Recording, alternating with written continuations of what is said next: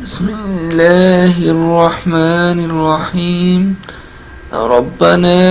انی اسکنت من ذریتی بواد غیر ذی زرع عند بیتک المحرم ربنا لیقیموا الصلاة فاجعل أفئدة من الناس تهوي إليهم وارزقهم من الثمرات لعلهم يشكرون۔ اے پروردگار، میں نے اپنی اولاد کو میدان میں جہاں کھیتی نہیں